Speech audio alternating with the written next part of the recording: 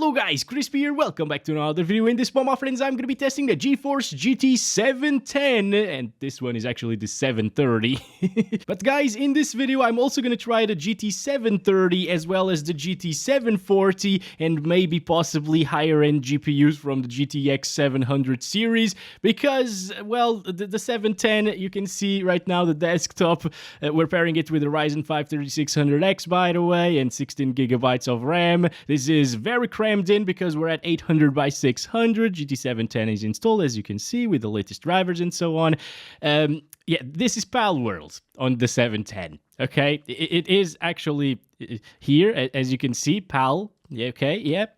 Palworld doesn't really work on this GPU. I've been sitting here for 10 minutes waiting for something to happen at 800 by 600 resolution and nothing happens. It just doesn't show anything. GPU usage is also at 100%. If I go to Afterburner right here, which is extremely big, just like my... But yeah, you can see that it's stabilized at 98% right now. It was fluctuating here because of the task manager and GPU Z. So I got really bad news for you guys. If you want to play Palworld on the 710, it's not gonna work. You know what, guys? This is now the GT 710. You can see the sticker there saying GT 710. And you know what? This is not sitting right with me, my friends. I want to show something good about the 710. You know, it couldn't play the game today, but let's hear the beauty that is this GPU's music once again. All right, let's go.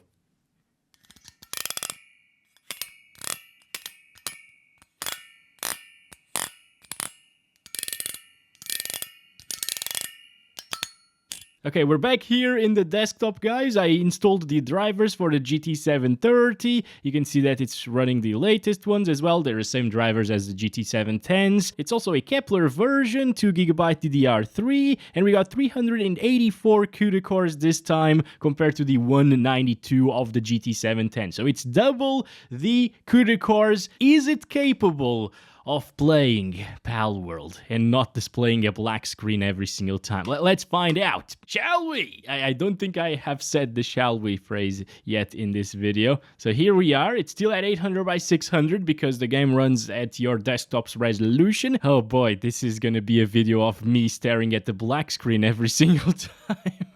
I'll wait for like 10 minutes now, guys, and we'll see how it goes. Yeah, it's really seeming like the GT 740 is needed for us to launch the game. Maybe it's just because these GPUs don't natively support DirectX 12, and you might actually need it to play these games, you know? It's a 2024 UE5 title after all. Okay, it's not been 10 minutes yet, it's been 7 minutes, but it's safe to say and assume that this isn't going anywhere now. Alright, here we go. 740 is installed now, and we got, interestingly, the same amount of CUDA cores as the GT 730 in the same architecture as well. The GPU is different though, but yeah, kind of weird, right? We also got 2GB of DDR3, and now the Buzz interface is actually PCI Express 3.0 times 16, where the other cards were PCI Express 2.0 times 8 only. So let's see if that makes a difference. I don't think it does, guys. That's because Task Manager is already showing not responding. And that's exactly what happened with the other two GPUs that we tested.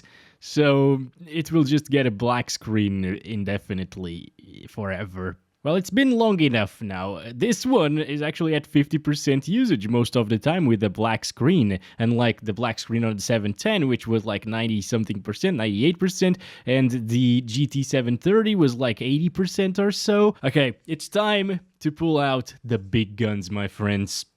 GTX 750.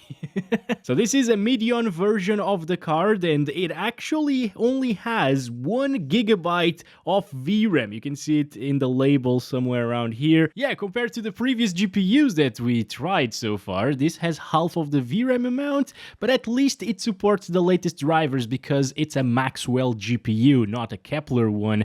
Alright guys, good news! Finally, the GTX 750 can actually launch the game. So it seems like it's probably a Kepler issue. So you can see that this one supports the newest drivers right here. I'm not manually overclocking it still. And over in Tech Power-Up's GPU-Z, you can also see that this is a Maxwell GPU. It's not GK, it's GM. So that means that it does support DirectX 12 right there, although not all of the features, but thankfully, I guess Palworld actually works like this. Finally, on the left, we're still pairing it with a Ryzen 5 3600X and 16GB of RAM, and let's finally play the Palworld! And here we are, guys, 1080p resolution to start this off, lowest settings possible already. It was still set to the lowest with the previous GPUs, but they just can't do it. And let's go, let's play a little bit of the game. Oh, I'm just happy now, guys. It's been like 40 minutes. Okay, so here we are, my friends, in the the Palworld, yes! Getting 20 FPS with that horrible motion blur. And by the way, the motion blur can be disabled in the config files, but you can't really disable it in the game itself, even though there is a toggle for it and it's turned off at the moment. There is a lot of motion blur, as you can see. Anyways, oh, massive stuttering happening.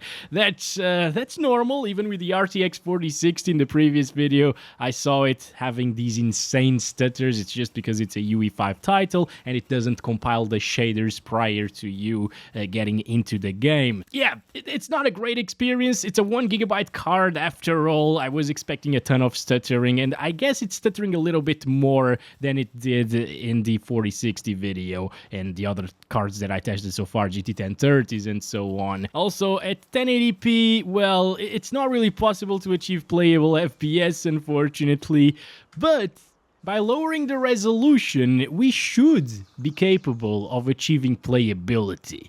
I can't really do it inside of the game, so I'll need to get out of it, and I'll need to do it in the desktop right here, so I'm gonna turn it down to 720p. There we go. And here we are. We almost doubled our FPS. We were seeing 20 frames per second right here when I was getting out of the game, you know, and now it's at like 38 and near 30 frames per second. That is now playable, guys, with a 1GB card. This is fantastic. Holy crap. Even inside of this forest, which is really intensive in this game, by the way. This is where the RTX 4060 dropped the most. This is not dipping into the 20s, unless there is a little stutter, of course. But yeah, look at that. Not a problem, guys. 30 plus. I mean, it now dips into the 20. You know what? I don't care.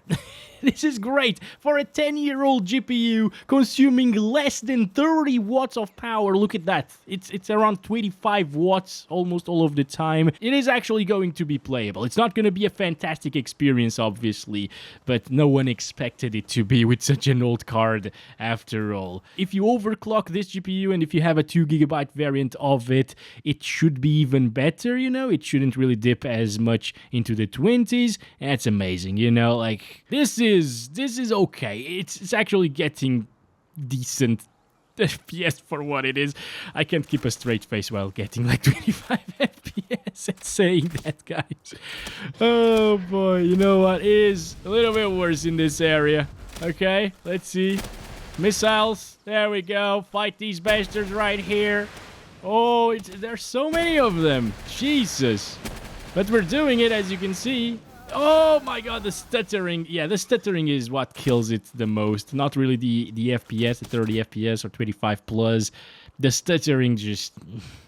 I would not play this game just because of those 1% lows. And again, it's a little bit more emphasized because of the 1 gig of VRAM. But let's go ahead and set this to 800 by 600 resolution, guys. Alright, it seems like at this insanely low resolution... Oh, I killed them with one shot, and my dinosaur thingy, Pokemon... Pal, yes, that's it. He couldn't really kill them with one shot for some reason. Oh my god, what is happening? Buddy, please help. Oh my god, what?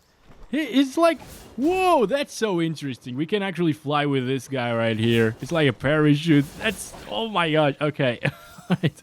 I want another pal. Come on, no. Buddy, okay, yeah. You fight for me right now while I choose another pal, please. There we go.